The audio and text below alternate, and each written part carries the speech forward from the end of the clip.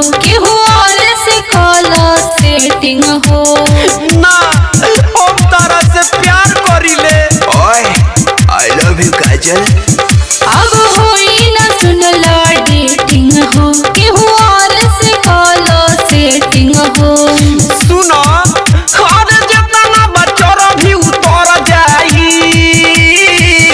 जनमन अरे अपन तेरे से सच्चा मोहब्बत करता है और तुम मुझे छोड़कर जाने की बात करती है।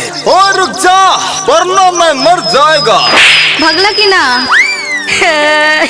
रछौड़ी सा राफ पर जाई। रछौड़ी सा राफ पर जाई। तूरा बेजे लहिका के दिलावा तो सुन तोरा बाप पर जाई।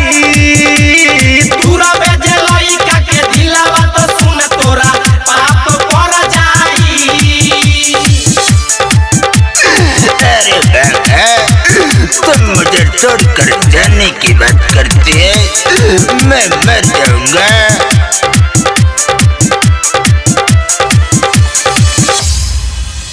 दीवाना के दिल जे दुखाइबू सुन पाबो न खुश रह पाइबू।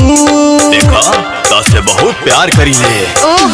दीवाना के दिल जे दुखाइबू सुन पाबो न खुश रह पाइबू।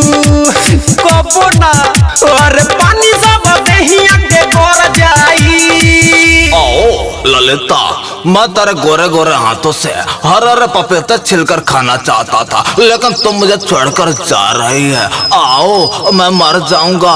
आए आई लव यू ललिता। रछौड़ी सा राफ पर जाई। रछौड़ी सा राफ पर जाई। तूरा बेजे लइका के दिलावा तो सुन तोरा बाप पर जाई। आज तोरा बेजे लइका के दिलावा तो सुन तोरा पाप पर जाई। समझ ली शंकर बिहारी सपड़ा के साथ गाड़ा गाएगा बगीचे में गाड़ा चूस के। कैसे करेला जाता निथाना अब चली ना तोहर बहाना। अच्छा ठीक बाजा। कैसे करेला जाता निथाना अब चली ना तोर बहाना। और जितना बगरमी उझड़ जाई।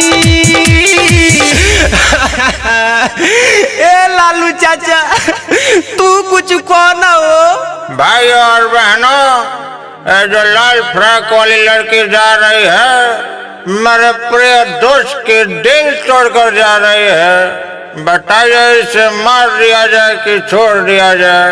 नहीं बरखुरदार मैं इससे बहुत मोहब्बत करता हूँ, इसे छोड़ दिया जाए। अरे साला हम करनी कितने करली रे। रछौड़ी सा राफ पर जाई। रछौड़ी सा राफ पर जाई। तूरा बेजे लइका के दिलावा तो सुन तोरा बाप पर जाई।